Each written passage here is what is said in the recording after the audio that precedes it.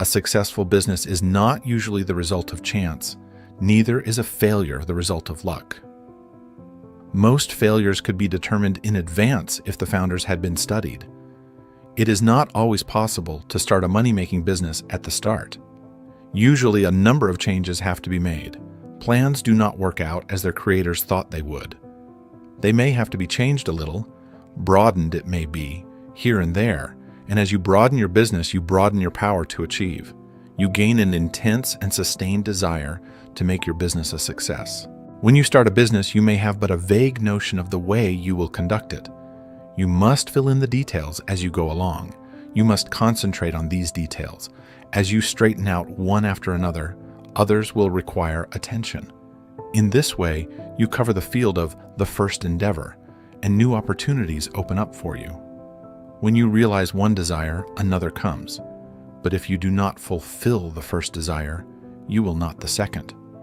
The person that does not carry his desires into action is only a dreamer. Desire is a great creative force if it is pure, intense, and sustained. It is our desires that keep stirring us up to action, and they will strengthen and broaden you if you make them materialize.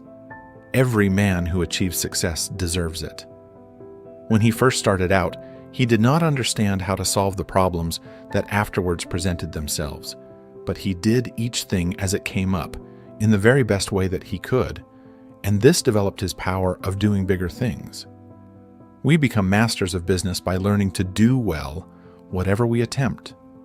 The man that has a thorough knowledge of his business can of course direct it much more easily and skillfully than the man who lacks that knowledge. The skilled business director can sit in his private office and still know accurately what is actually being done. He knows what should be done in any given time, and if it is not accomplished, he knows that his employees are not turning out the work that they should. It is then easy to apply the remedy. Business success depends on well-concentrated efforts. You must use every mental force you can master. The more these are used, the more they increase. Therefore, the more you accomplish today, the more force you will have at your disposal with which to solve your problems tomorrow. If you are working for someone else today and wish to start in a business for yourself, think over carefully what you would like to do. Then, when you have resolved what you want to do, you will be drawn towards it. There is a law that opens the way to the fulfillment of your desires. Of course, back of your desire, you must put forward the necessary effort to carry out your purpose. You must use your power to put your desires into force. Once they are created, and you keep up your determination to have them fulfilled, you both consciously and unconsciously work toward their materialization. Set your heart on your purpose, concentrate your thought upon it, direct your efforts with all your intelligence, and in due time, you will realize your ambition.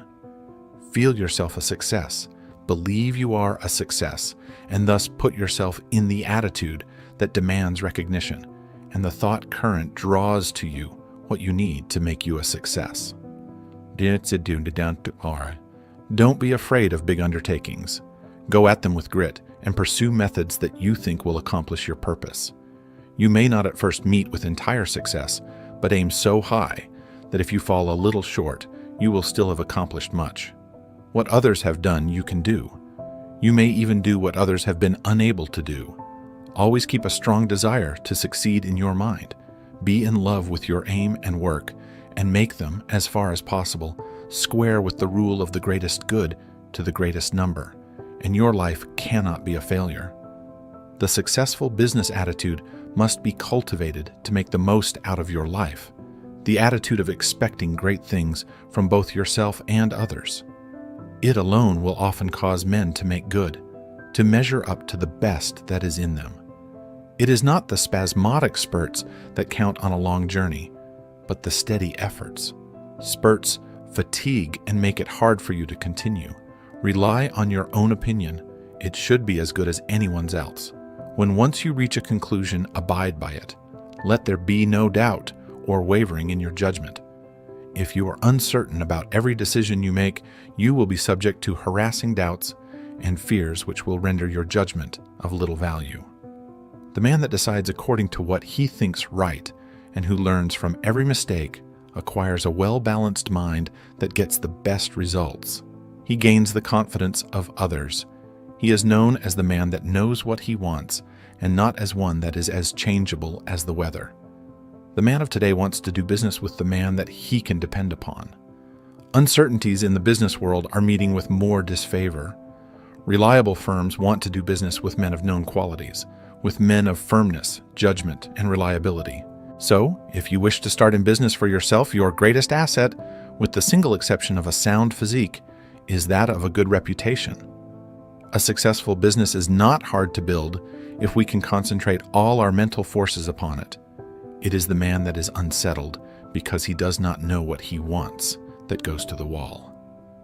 We hear persons say that business is trying on the nerves, but it is the unsettling elements of fret and worry and suspense that are nerve exhausting and not the business. Executing one's plans may cause fatigue. Enjoyment comes with rest. If there has not been any unnatural strain, the recuperative powers replace what energy has been lost. By attending to each day's work properly, you develop the capacity to do a greater work tomorrow. It is this gradual development that makes possible the carrying out of big plans. The man that figures out doing something each hour of the day gets somewhere. At the end of each day, you should be a step nearer your aim. Keep the idea in mind that you mean to go forward, that each day must mark an advance, and forward you will go. You do not even have to know the exact direction, so long as you are determined to find the way. But you must not turn back once you have started. Even brilliant men's conceptions of the possibilities of their mental forces are so limited and below their real worth that they are far more likely to belittle their possibilities than they are to exaggerate them. You don't want to think that an aim is impossible because it has never been realized in the past. Every day, someone is doing something that was never done before. We are pushing ahead faster.